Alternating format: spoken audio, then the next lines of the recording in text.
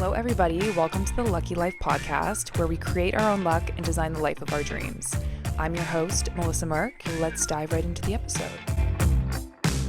So I recently started reading A Court of Thorns and Roses. If you know, you know. This is a fantasy fiction novel series. I'm currently on book 2. I read the first book in like 2-3 days, and everyone says the second book is the best. So I'm excited, but also kind of scared because these books have been consuming my life. On TikTok, people call it ACOTAR. It's just like an acronym for A Court of Thorns and Roses.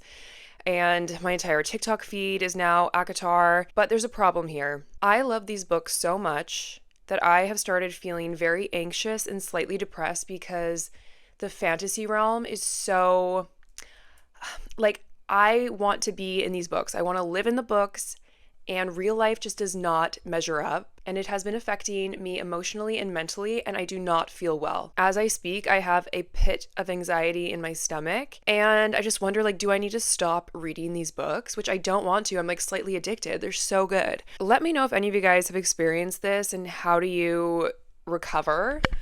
I actually had a DM from someone today, and she said, I want to say this so you aren't blindsided. If you feel sad that first book isn't reality, this second book will ruin you. I had full-blown book blues after Miss. The second book is called A Court of Mist and Fury. I had book blues for like 3 weeks that love like this doesn't exist in real life. That is how I'm feeling. I think what is exasperating this for me is the fact that I made a TikTok recently talking about provider men. And let me just tell you, if you want to ruffle feathers and stir the pot, talk about this idea of provider men online. It's honestly really sad to see the divide between men and women. I did not sign up to be in this realm of content. I don't know what came over me to post this video in the first place. I could do an entire podcast episode on this topic, but it's not really something that I want to dive into just from like the comments that I've received and just like the conversations that I've seen online. They don't seem productive to me.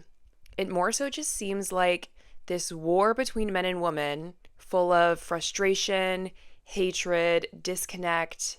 We're just not on the same page right now. And I feel like the conversations are very negative and I don't want to partake in that. And I totally brought this upon myself by posting these TikToks. If you guys want to go check them out, my TikTok is just Melissa Merck. But like read through the comments. There are some positive comments for sure, but I don't know. There's a lot of negative energy around that topic, and I kind of want to like get out of that. It makes me feel very disheartened about dating culture nowadays. And going back to these books, the characters in these novels are such strong, manly, sexy characters, and I have these fantasies built up in my mind of how romance should be. It's not realistic. It's not what happens in real life, which I'm aware of, and it makes me feel depressed. I go from reading these books and then I open up social media, I open my dating apps, and I see the options, I see the messages I get, and I don't know, it's just really sad. I just want to like sit in the bath and cry, and that's how I feel right now. I really want to continue reading these books, but it is actually affecting me negatively mentally. So yeah, let me know if you guys have experienced this. Do fiction books make you sad? That's kind of just what's been going on in my life lately. Also, I do apologize if I sound nasally or congested because I'm still recovering from being sick. I posted a Q&A box on my Instagram stories the other day, so I'm going to go through some of these. I haven't really looked over them. Also, if you guys want to get in on these Q&As in the future, make sure you're following my Instagram. All of my social medias are just my full name, Melissa Merck, so that's how you can find it. A lot of people have requested a health topic podcast, like PCOS and stuff. I know we haven't had any guests on the show yet. I think I'm going to record my first episode this week with a guest. But I definitely want to bring on some health professionals in the future, but I can definitely do a solo episode on that as well. So let me just find some of the questions. I think I'm going to pick out ones that are in the same realm. And since we've already been talking about like dating today, I think we'll stick with that. Okay, this question comes from Kayla, and she said, update on dating life. So I think we'll just start there. I'll give you guys like a quick little update. There's honestly not much to update you on, but I did recently get back onto a dating app that I'm technically banned from. And this is actually kind of funny. So I got banned from this dating app probably about a year ago. And I think I got kicked off because my sister and I were promoting this in-person dating event, and we were basically poaching men on the app to invite them to our event. I didn't think that was against the rules because we were basically just trying to get people to meet up in person, but maybe it came off as spammy. I don't know. I think that's the reason because both my sister and I got banned around the same time. If that wasn't the reason, I honestly don't really know what else would have been it. But eventually I decided I wanted to try making a new account, and so I used my mom's phone number, and I was able to make a new account, but I could tell that I was immediately shadow banned in some way because I wasn't getting any matches. And normally when you first create your account, you get pushed out and a bunch of people like flood in pretty instantly. They might have tracked my IP address, or it could have been a facial recognition because I did use some of the same photos, and I did try verifying my account as well. They say they don't keep your identity on file, but I don't know, somehow they picked up on it. So I got banned again. When I was with my family recently on our cruise vacation, my sister decided to make me an account, and she used my mom's husband's phone number. She made the account on her phone, and I used entirely different pictures. And that worked, and now I have it signed in on my phone now, and I haven't been flagged. So hopefully no one from this app hears this podcast and decides to kick me off again, but I'm following the rules now. Everything's fine. So I'm back on that one. I'm technically on 2, but this one is way better for like locally. And I've chatted to a few guys, but I haven't felt very intrigued by any of the options. I did have this one match though. It was one of my first matches. His pictures seemed, he seemed like a nice, normal, pretty attractive guy. No red flags were coming from his account, and our interactions were good. Like, he seemed like someone who genuinely wanted to meet up in person, but I don't know. I don't know why I did this, but I decided to try to find him online, and it was kind of hard, to be honest, because there wasn't a lot of information on his profile. But when a girl wants to find information online, she'll figure it out. So anyways, I ended up finding him online, saw some pictures that gave me the ick, and now I feel like I've ruined this for myself. I probably shouldn't have done it. I don't know. We haven't talked in a while. The conversation kind of just like naturally died out, so I'm just like leaving that at that. We'll see. I feel like if he comes back and asks me out again, I need to just give it a chance. But I feel like I have such a clear idea of what I want now. I definitely think in my 20s, I wasn't sure, and I definitely dated some people that I wouldn't date now. There was definitely just a lot of like incompatibilities in previous relationships that I kind of overlooked. But now I know exactly what I want, and I don't really want to waste time when I already know that someone's not gonna meet the criteria. And I think it can be challenging when you do have these standards, but you're also trying to be open-minded, because you can't just judge someone from their online profile, which is why dating apps are hard, because I think you do naturally just judge someone based on their profile. But I think a lot of times if you met them in person, your opinion would be completely different. Currently, there are no prospects. I'm not even talking to anyone, but I am at a place where I'm like very open to it if I met the right person. So that is the update, which is not very exciting. I might butcher this name, but Lucinda Barker. One thing you learned about yourself after your last serious relationship.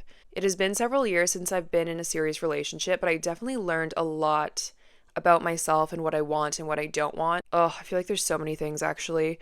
But one of the main things though, and this is basically what my TikTok was about, it's really important to be on the same page about the type of lifestyle you want to have and how you spend money, or just like be on the same page about how money is going to work in the relationship. And another main one is to be very strict with your boundaries. There's definitely a lot of give and take in relationships. You need to be able to compromise on certain things, but I definitely compromised too much, or in places where I shouldn't have. If you're not strong with your boundaries in important areas, it's really easy to lose yourself and get lost in someone else's life. It can be really hard to know in relationships if you're at a place where you need to just put in more effort to make it work, or are you already putting in too much effort to make a relationship work that's eventually just not going to, if that makes sense. All right, next question is from Mandy. She says, what are your opinions on the dating scene in Vancouver? I don't want to hate on the Vancouver dating scene, because I think no matter where you live, everyone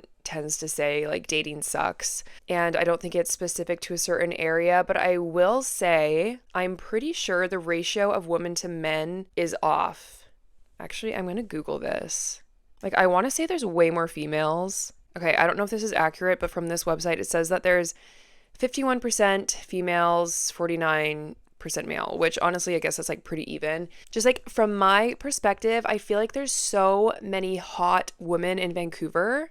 I just don't see the men that are on the same level. Obviously, the men might think the other way around. I don't know. Maybe that's just like what I'm seeing. I think the main problem is that men do not approach women. I cannot remember the last time a guy has come up to me in a respectful way. I think it's different if you're out at a bar and like drunk guys come up to you, because that happens all the time. Whenever I travel and go to places like Europe especially, but honestly, anywhere out of North America, the men are a lot more forward. And sometimes that's not ideal, but I think there's like a nice middle ground. There's just like, there's a lack of connection. I feel like I'm kind of beating around the bush. I'll just say, like, in conclusion, I do think dating in Vancouver is hard, and I wish the men would be a little bit more forward. I can't seem to meet a guy who I like. Do you have these issues? Where are the good men? Please share your thoughts. Girl, you and me both. I don't know where they are. I believe they exist. I think one of the best ways to meet people is through mutual friends. So I would actually like to make new girlfriends, and then maybe they can introduce me to new guys. Just having that connection and being able to have a bit of a background on someone is so nice. I'm also not against dating apps at all. I think a lot of people in this day and age meet online. I mean, like I said, I'm on 2 currently. I think a lot of people also meet in a workplace environment. I have been thinking about volunteering at an animal shelter. I think that would be fun. I don't know how much human interaction you would have though. Probably just more animal interaction, but I don't know, just like joining some sort of community aspect I think is also helpful. But again, I'm struggling in that department as well, so can't really help out too much. I also got a couple questions about age.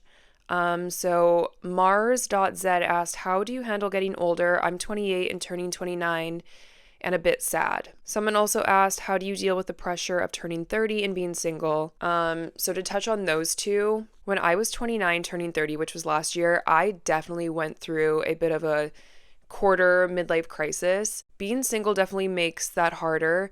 But I will say, now that I'm in my 30s, I don't have those feelings anymore. I think leaving your 20s behind, like 29 to 30, is scary, I think, for a lot of people. And I think there's a lot of pressure to have your life together. And definitely when you're single, there's more pressure. And it is true. There are guys like Leonardo DiCaprio that will literally only date women in their young 20s. But this is the thing. Everyone is aging at the same speed. It's like if you're 25 and you're dating someone that's 25, when you're 30, they're also going to be 30. And there's definitely a lot more pressure on women for looks and like biological, reproductive reasons or whatever. But women can have kids into their 40s nowadays. There's also a ton of women who are 19, 20 who have fertility problems. Like it's not necessarily an age-related thing anymore. Medical advances have come so far. I also think people are going to be living longer now. Age is just a number, and I hate the societal pressures that are stuck with certain ages, and especially with women. Just know, like,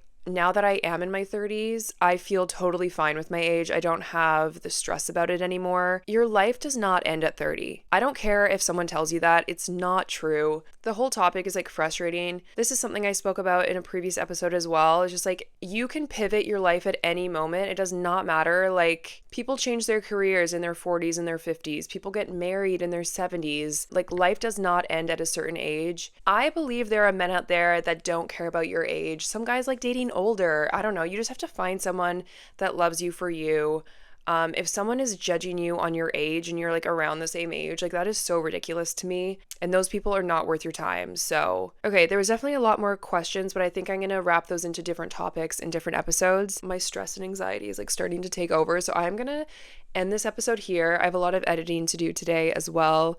I'm recording this podcast on Sunday, the day before it will be going live. Thank you guys for tuning in to another episode. I really appreciate you all. Also, thank you to everyone who has left ratings and reviews. I don't even know how to direct you to do that. I've seen them on Spotify and Apple. I will be back next week with another episode. So until then, hope you guys all have an amazing week and chat soon. Bye.